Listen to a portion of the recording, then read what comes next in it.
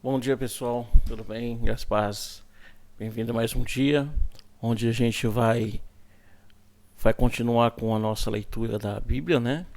Nosso desafio aqui é ler a Bíblia em um ano, né? E quero deixar bem enfatizado que a nossa intenção aqui, eu sempre vou falar isso, né? Mas a nossa intenção aqui não é pregar, a nossa intenção aqui não é apresentar nenhum conceito religioso ou teológico ou doutrinário. A nossa intenção, na verdade, aqui é a única de incentivar a leitura da Bíblia, tá? Tanto que eu evito comentar é, algumas coisas aqui para que não gere nenhum tipo de conflito ou tipo de interesse, de repente, ele está pregando uma linha doutrinária, ou ele está. Não, na verdade não é isso. A nossa intenção é que você leia, você pratique a palavra, você busque, você desenvolva o hábito da leitura, né? E deixe Deus falar com você. Isso é importante. É desenvolver o hábito da leitura e principalmente o hábito, né, desenvolver um relacionamento direto com Deus através da palavra. Então, que Deus possa falar com você nessa manhã através do texto que nós vamos ler hoje, tá? Vou falar em texto. Então, hoje nós estamos no quinto dia. Nós vamos ler Gênesis 10, capítulo 10 e capítulo 11, Salmo 5 e Mateus 8. Eu estou falando e de novo esqueci de colocar minha tela para vocês. Vamos abrir aqui de novo. Aqui. Pronto. Ó. Então vamos lá. Né? Hoje nós estamos no quinto dia. Como eu sempre falo, ore antes de você começar a leitura. Tá? Reserve um tempinho, um lugar onde você possa se manter livre de distração, um lugar que não te incomode, um lugar que você não tenha nenhum problema de as pessoas ficarem te atrapalhando. Tá? Nosso período de leitura, uma média de 30 minutos, um pouquinho mais, um pouquinho menos. Tá? E como falei, nós vamos ler hoje Gênesis capítulo 10 e capítulo 11, Salmo 5 e Mateus 8 e 9. Fechou?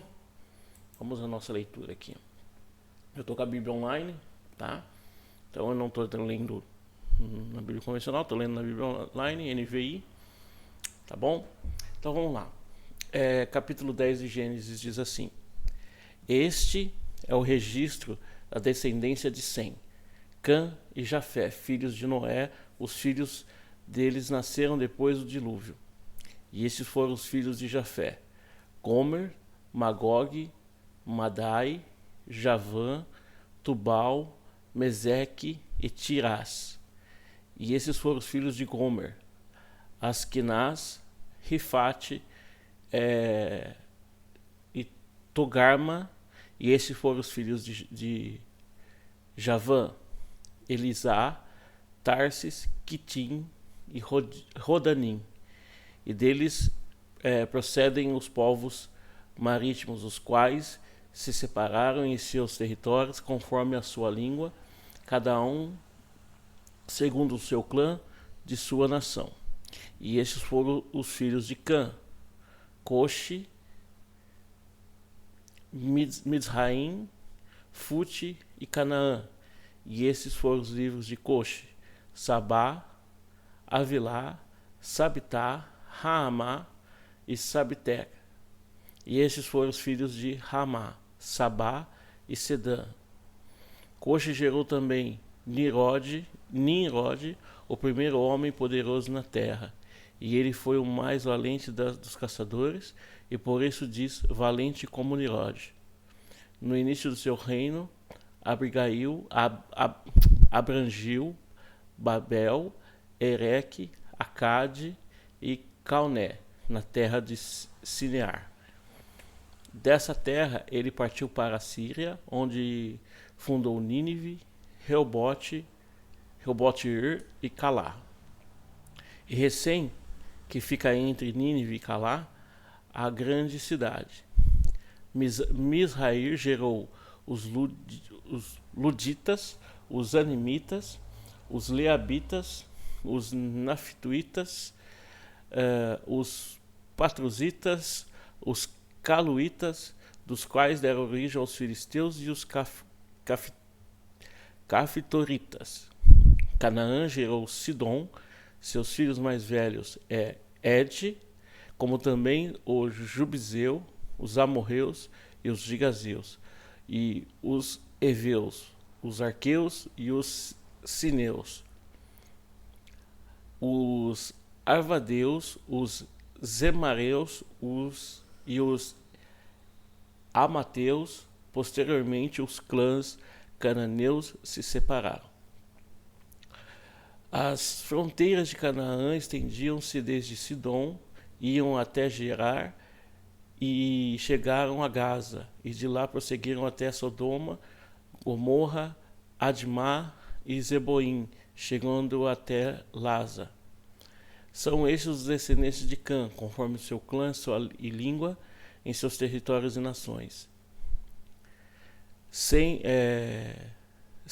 irmão mais velho de Jafé, também gerou filhos. Sem foi o antepassado de todos os filhos de Eber, e esses foram os filhos de Sem: Elã, Azur, Arfajad, Lud e Arã. Esses foram os filhos de Arã: Uz, Ul, Jeter e Meseque. Arfate gerou Salá, e esse gerou Eber. E a Eber nasceu 2 filhos, um deles chamou de Peleg, porque em sua época a terra foi dividida. Seus irmãos chamou-se de Joctã. Joctã gerou Almodá, Zalef, Azarmavé e Gerá. Adorão, Uzal e Diclã, Obal, Abimael e Sabá, Alfir, Avilá e Jobabe. Todos esses foram filhos de Joctã. A região onde viviam estendiam-se de Mesa até Cefar, nas colinas ao leste. São esses os descendentes de Sem, conforme o seu clã e língua, em seu território e nação. São esses os clãs dos filhos de Noé, distribuídos em suas nações conforme a história da sua descendência.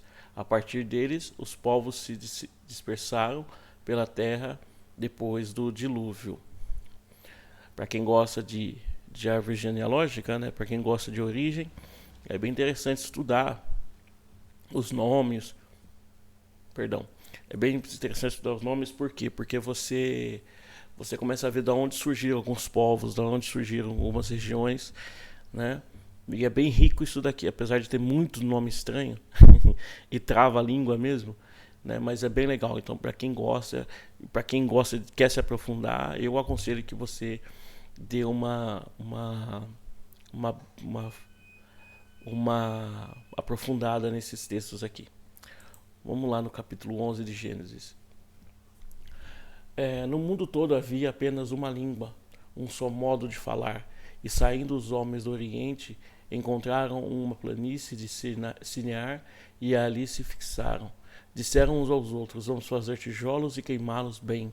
Usavam tijolos em lugar de pedras e piche em vez de lugar de argamassa. Depois disseram: vamos construir uma cidade com uma torre que alcance os céus. Assim o nosso nome será famoso e não seremos espalhados pela face da terra. E o Senhor desceu para ver a cidade e a torre que os homens estavam construindo. E disse o Senhor: eles são um povo e falam uma só língua, e começaram a construir isso. Em breve nada poderá impedir o que planejam fazer. Venham, desçamos e confundamos a língua que falam, para que não entendam mais uns aos outros. Assim o Senhor os dispersou dali para toda a terra, e pararam de construir a cidade. Por isso foram chamados de Babel, porque ali o Senhor confundiu a língua de todo mundo, e dali o Senhor os espalhou por toda a terra. Este é o registro da descendência de Sem. 2 anos depois do dilúvio, aos 100 anos de idade, Sem gerou Arfajade. E depois de ter gerado Arfajade, Sem viveu 500 anos e gerou outros filhos e filhas. E aos 35 anos, Arfajade gerou Salá. Depois Salá gerou Arfajade, que viveu 403 anos e gerou outros filhos e filhas. E aos 30 anos, Salá gerou Eber. Depois que gerou Eber, Salá viveu 403 anos e gerou outros filhos e filhas. E aos 34 anos, Eber gerou Peleg. Depois gerou Peleg. Eber viveu. Depois que gerou Peleg, Eber viveu 430 anos e gerou outros filhos e filhas. E aos 30 anos, Peleg gerou Reu. E depois que gerou Reu, Peleg viveu 209 anos e gerou outros filhos e filhas. E aos 32 anos, Reu gerou Zerug. Depois que gerou Zerug, Reu viveu 207 anos e gerou outros filhos e filhas. E aos 30 anos, Serug gerou Naor. Depois que gerou Naor, Serug viveu 200 anos e gerou outros filhos e filhas. Aos 29 anos, Naor gerou Terá. E depois que gerou Terá, Naor viveu 119 anos e gerou outros filhos e filhas. Aos 70 anos, Terá havia gerado Abraão, Naor e Arã. Abrão, Naor e Arã. E essa é a história da família de Terá. Terá gerou Abrão, Naor e Arã gerou Ló. Arã morreu em Ur, dos caldeus, sua terra natal, quando ainda vivia em Terá, seu pai. Tanto Abrão como Naor casaram-se. O nome nome da mulher de Abrão era Sarai, e o nome da mulher de Naor era Milca. Esta era filha de Arã, pai de Milca e de Isca. Ora, Sarai era estéril e não tinha filhos. Terá tomou filho de Abrão, seu neto Ló. Terá tomou seu filho Abrão, seu neto Ló, filho de Arã, e sua nora Sarai, mulher de seus filho Abrão, e juntos partiram de Ur dos caldeus para Canaã. Mas ao chegarem em Arã, estabeleceram-se ali. A Terá viveu 205 anos e morreu em Arã. Bom, mais um pouquinho de uma árvore genealógica aqui, né? Das origens. Conta um pouquinho da história da Torre de Babel, né? Contou aqui da torre que foi criada e o Senhor os confundiu, né? Porque o homem... O interessante desse texto é que eles falam aqui que eles queriam construir para ser famosos, né? Ou seja, na teoria a torre eu acho que não teria nem muita utilidade. Não sei, posso estar falando uma besteira aqui. Mas que eles queriam era ser famosos, ser notados, né? E eles não se espalhariam. Então aí Deus trouxe uma confusão ali para que eles pudessem parar de construir, né? E é interessante porque se eles não fizessem isso também, eles não iam espalhar, ou seja, não ia haver crescimento, né?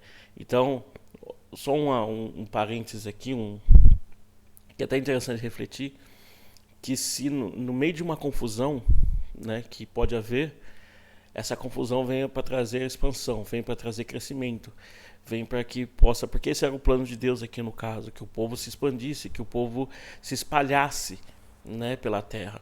E a intenção deles aqui era fazer a torre, se tornar famosos e ficar por ali mesmo. Assim, como diz o texto, eles não iam se espalhar. Então, muitas vezes nós homens, a gente coloca os nossos artifícios, né, que muitas vezes nós achamos que é bom, mas é algo que não vai trazer benefício espiritual. Pelo contrário, vai impedir que a gente cresça, que a gente flua, né? Aí Deus traz algumas situações para que nós nos prendamos disso e passamos a depender dele, né? Coisa que esse povo não está fazendo. E muitas vezes a gente está de olho em alguma coisa que vai trazer algum benefício para nós, que vai trazer alguma grandeza, mas não é plano de Deus. E aí ele dispersa tudo para que haja crescimento no meio dessa dispersão, no meio dessa confusão, a gente acaba crescendo e amadurecendo. Tá vendo? Bom, vamos ao próximo. Bom, a gente já leu, né? Gênesis aqui a gente já fechou. Agora nós vamos para Salmos. Deixa eu só tomar um pouquinho d'água.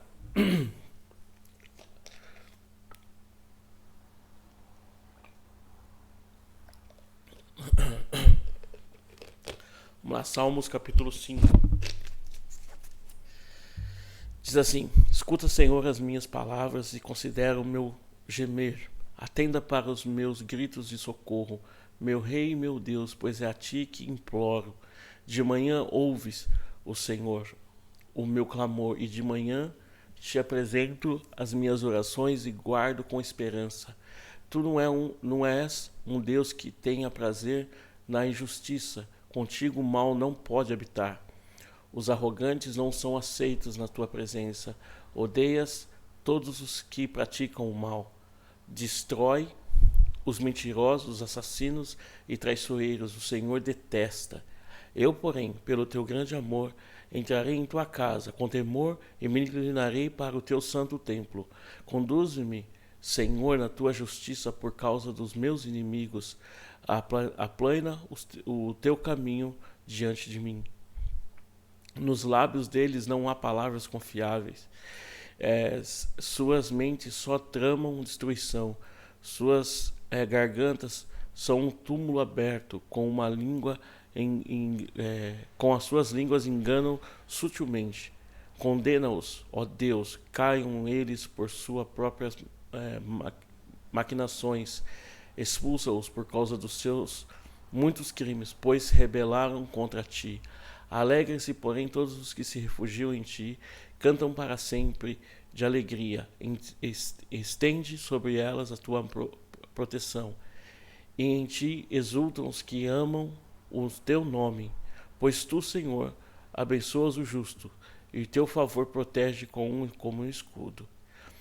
Legal esse texto de Salmos, né? Interessante. Salmos começa... eu acredito que o salmista aqui ele está fazendo como se fosse uma devocional, né? Uma oração matinal, né? Que ele coloca aqui, escuta, Senhor, a minha súplica. Ele começa aqui uma oração, né? E ele coloca aqui, de manhã ouves o Senhor meu clamor, de manhã eu apresento a minha oração. Ou seja, o cara acorda cedo, né? O que a gente fala, né? Uma devocional, que você tem que acordar cedo.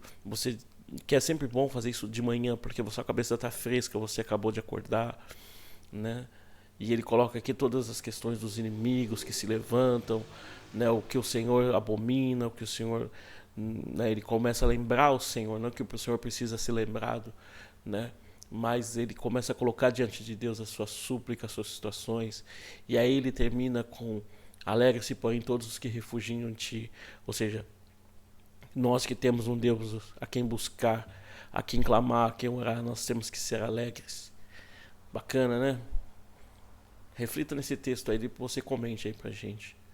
Vamos no próximo agora, que a gente vai para Mateus, capítulo 8. Nós vamos ler capítulo 8 e capítulo 9, né? Isso. Né? Deixa eu apagar aqui a Magalu aqui, que eu não estou interessado nela, não. Vamos lá, Mateus capítulo 8. Quando ele desceu do monte, grandes multidões o seguiram. Um leproso aproximou-se, adorou-se de joelhos e disse: Senhor, se quiseres, podes me purificar-me. E Jesus então estendeu a mão e tocou nele e disse: Quero, seja purificado. Imediatamente ele foi purificado da lepra. Em seguida Jesus disse: Olha, não conte isso a ninguém, mas vá, mostre aos sacerdotes e apresente-te a oferta que Moisés ordenou para que sirva de testemunho. Entrando Jesus em Cafarnaum, dirigiu-se a ele um centurião pedindo-lhe ajuda e disse: Senhor, meu servo está em casa, paralítico, em terrível sofrimento. E Jesus disse: Eu irei curá-lo. E respondeu o centurião: Senhor, não mereço receber-te debaixo do meu teto, mas dize apenas uma palavra e meu servo será curado. Isso chama-se fé. Pois eu também sou um homem sujeito à autoridade. Como soldado sob o meu comando, digo a um: vá, e ele vai, e a outro: venha, e ele vem. E digo ao meu servo: faça isso, e ele faz. E ao ver isso, Jesus admirou-se e disse aos que seguiam: digo-lhes a verdade, não encontrei em Israel ninguém com tamanha fé. Eu lhes digo que muitos virão do Oriente e do Ocidente e se sentarão à mesa com Abraão, Isaque e Jacó no reino dos céus. Mas os súditos do reino serão lançados fora nas trevas, onde haverá choro e ranger de dentes. Então Jesus disse ao centurião: vá, como você creu, assim lhe acontecerá. E na mesma hora o seu servo foi curado. Entrando Jesus na casa de Pedro, viu a sogra deste de cama, com febre. Tomando-a pela mão, a febre a deixou, e ela se levantou e começou a servi-lo. Ao anoitecer foram trazidos a ele muitos endemoniados, e ele expulsou os espíritos com uma palavra, e curou a todos os doentes. E assim se cumpriu o que fora dito pelo profeta Isaías. Ele tomou sobre si as nossas enfermidades e sobre si levou as nossas doenças. Quando Jesus viu a multidão ao seu redor, deu ordens para que atravessassem para o outro lado do mar. Então, o mestre da lei aproximou-se e disse: Mestre, eu te seguirei por onde quer que fores.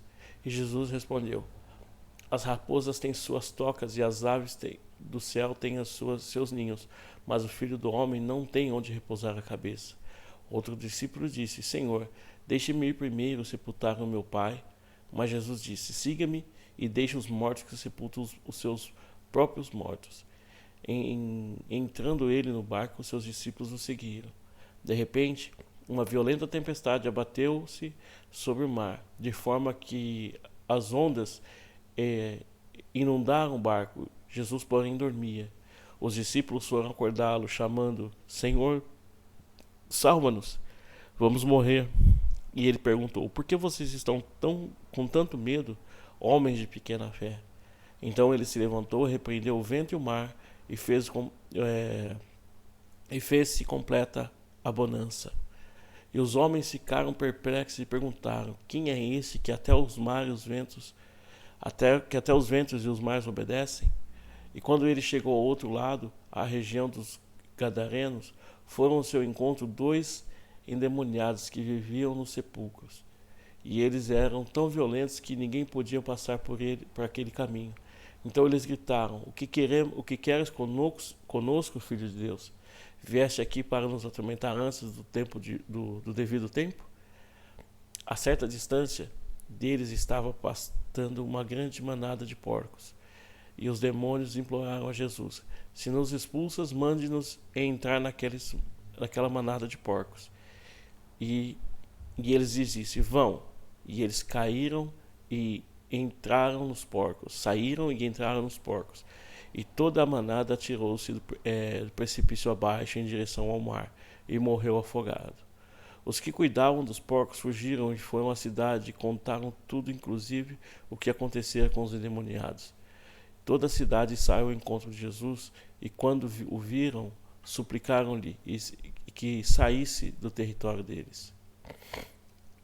Bom, aqui a gente tem uma série de situações acontecendo aqui, né? Desde a fé do centurião, desde da tempestade que Jesus acalma, enfim, podemos absorver muito aqui, muito mesmo, muito. Aqui esse texto também é muito rico, né?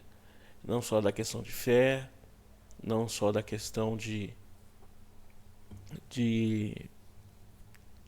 do poder de Jesus, enfim, né? Aconselho você também que leia isso aqui com calma e extraia o que Deus quer falar com vocês aí. Vamos pegar agora Mateus 9. Entrando Jesus num barco, atravessou o mar e foi para a sua própria cidade. Alguns homens trouxeram-lhe um paralítico e deitado numa cama. Vendo a fé que eles tinham, Jesus disse ao paralítico: Tenha bom ânimo, filho, os seus pecados estão perdoados. Diante disso, alguns mestres da lei disseram a si mesmo: Este homem está blasfemando.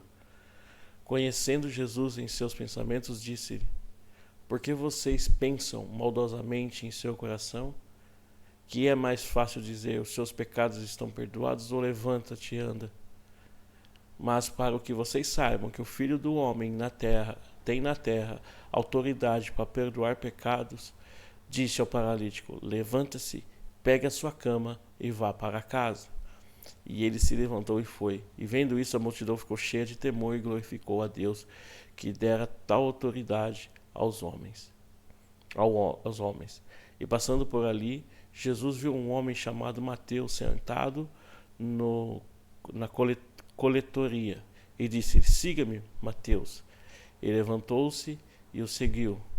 Estando Jesus em casa, foram comer com ele e seus discípulos muitos publicanos e pecadores.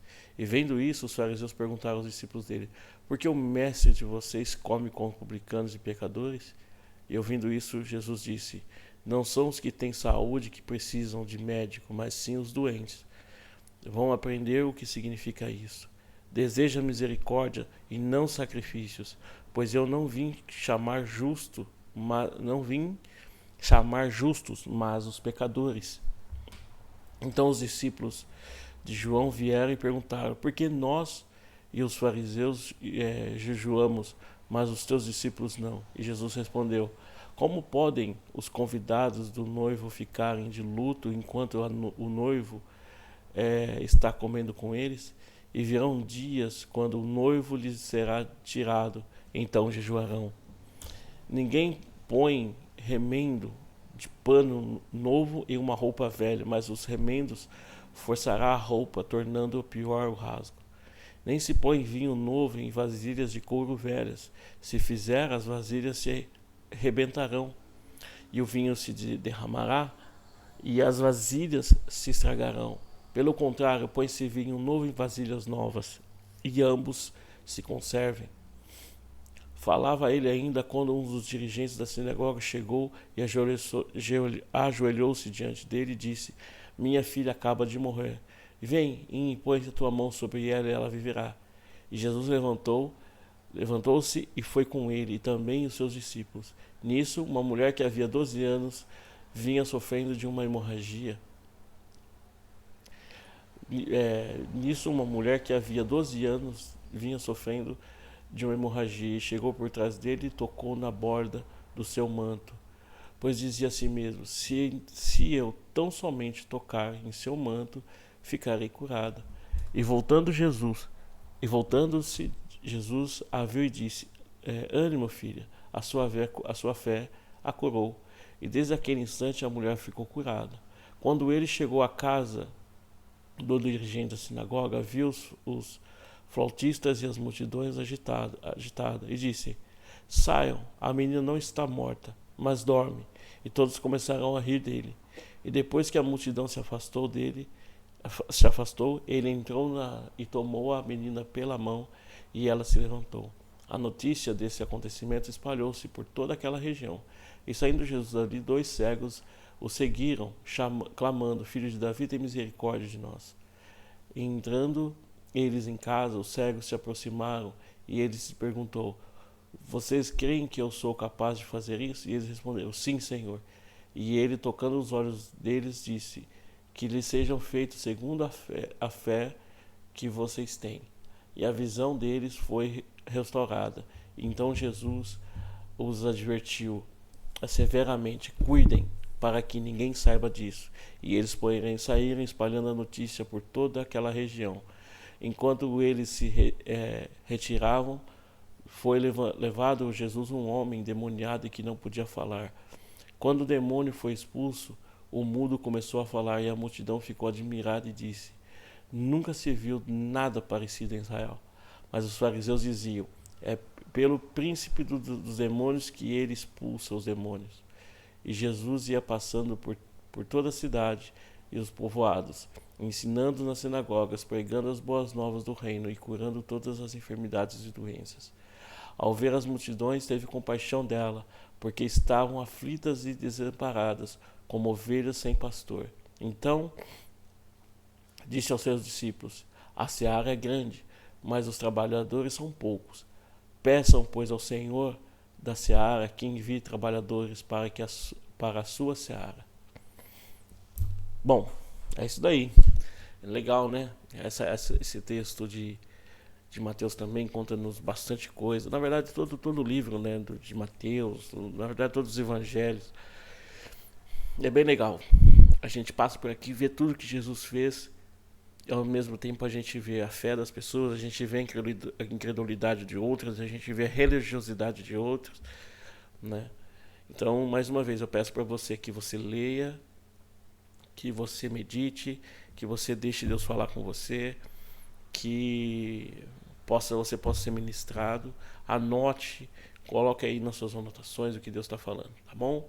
Peço para você que você compartilhe, se inscreva no canal, dê um joinha, compartilhe todo esse nosso conteúdo.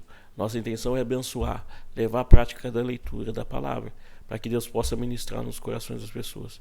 Quem é melhor para ensinar? Quem é melhor para poder mostrar as coisas que vão acontecer, o que pode acontecer, senão a própria palavra, que é a voz de Jesus?